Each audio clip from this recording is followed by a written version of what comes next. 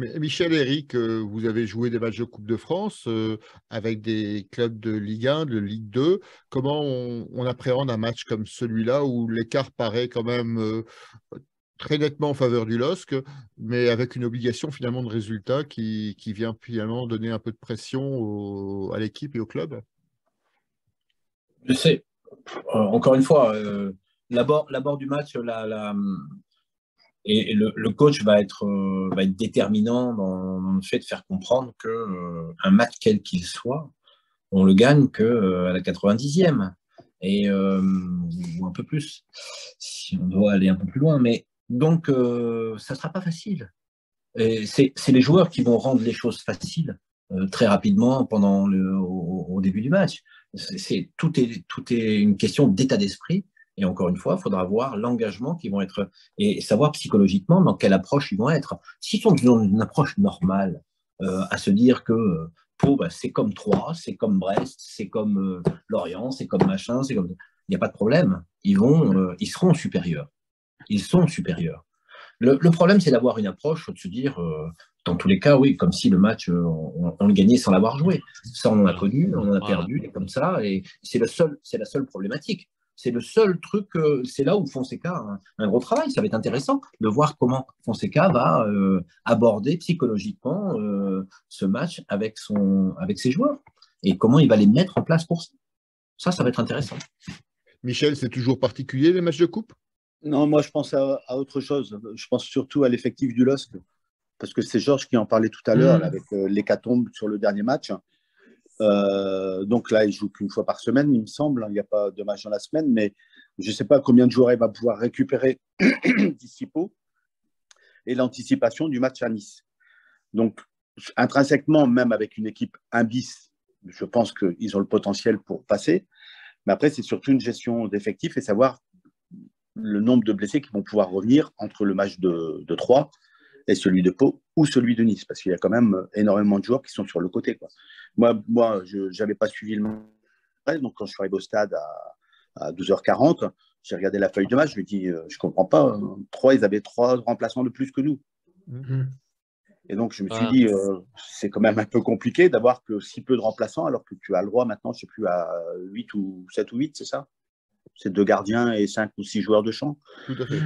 Et donc là, je ne sais pas où en sont les blessés. Quand on va reparler de Wea qui joue latéral gauche, alors que normalement, il y a 2 latéraux qui sont au club. Donc, il y a Ismaili et le deuxième, j'ai oublié. Gudmundsson. Voilà. On donc, l'a tous oublié un peu. Hein. Je sais pas Lorenzo, c'est pas gentil, ça. Non, mais je ne dis pas, il n'a pas eu de chance parce que l'année dernière, il a été bon. Hein. Enfin, on a parlé avec Marcel, avec Rico, mais c'est qu'on l'a oublié parce qu'on avait l'impression que c'était une blessure de 2-3 semaines et ça fait 3-4 mois. Même plus, parce que cette année, il n'a pas joué. Donc voilà, c'est ça. Hein. De mémoire, c'était une pubalgie. Donc, Pardon. Non. Donc, pour terminer, voilà, avant de parler de ce que c'est qu'un match de Coupe de France, il faut déjà, et puis même se mettre dans la peau de Pau. Il y en a beaucoup comme ça sur le Facebook. Non, mais je vais savoir aussi, eux, ils sont à la première place non relégable.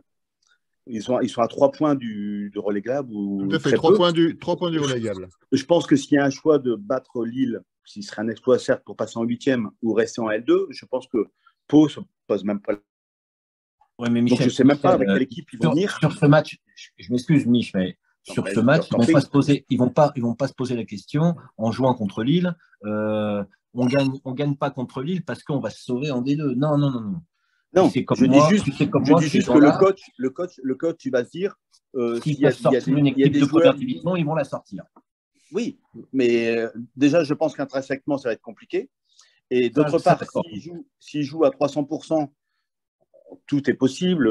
Il joue à 100%, il y a des expulsés, il y a des blessés, on peut tout imaginer comme dans tout match.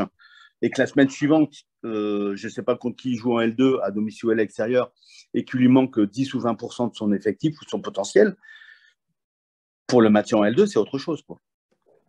Ouais, donc les deux équipes pensent je pense que les deux équipes pensent la même. C'est toujours très difficile. Bien sûr, c'est très très difficile. C'est savoir solo qui est là-bas. C'est Vitolo qui entraîne l'équipe, tout à fait. Didier a quand même un état d'esprit plutôt. Il était à Lausanne avant. Plutôt positif et il aime gagner les matchs. Même si il est dans une situation compliquée avec Pau, mais il aime gagner les matchs. C'est toujours compliqué. Hein. J'ai joué contre Rouen quand j'étais au Havre, en seconde division, on était premier. Je jouais contre Rouen, où il y avait Michel Titoka en face, et ils étaient deuxième ou troisième ou quatrième. Et croyez-moi que c'était compliqué, quoi, et qu'ils voulaient machin et tout. Et on avait, à mon avis, on était, bon, je te le dis aujourd'hui, on était beaucoup plus fort, hein, Michel. Mais bon, voilà, c'était. C'était ce jour-là. C'était à Rouen ou au Havre? C'était à Rouen. La cicatrice de Michel, elle date de ce jour-là. Ouais, j'ai perdu à Rouen. Ouais. Il a perdu à Rouen. Non, on a fait match nul. Non, j'y crois pas du tout. Mais si, bien sûr. Mais bon, tu regarderas, tu verras 2-2. Michel, la cicatrice sur ton tibia, ça date de ce match-là? Bien sûr. Ouais, mais j'avais pas mon ami en face de moi, j'avais Huvenard. D'accord. Ce qui est peut-être encore pire. Et oui, lui, c'était un phénomène aussi. Lui. Thierry, qui est un garçon charmant, hein, que je connais bien. Thierry est un garçon adorable et charmant.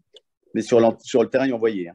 Alors, si vous avez aimé les blagues de Michel sur Pau, les jeux de mots sur Pau, il y en a plein sur les réseaux sociaux. Donc, je vous invite à lire les commentaires, vous les noterez. Il y en a juste un que je voulais relever de Capenoul, qui est à la fois un hommage à ton métier de viticulteur et un hommage à la soirée. Il souligne qu'en Gambardella, il y a un pot Cholet à déguster. Donc, voilà.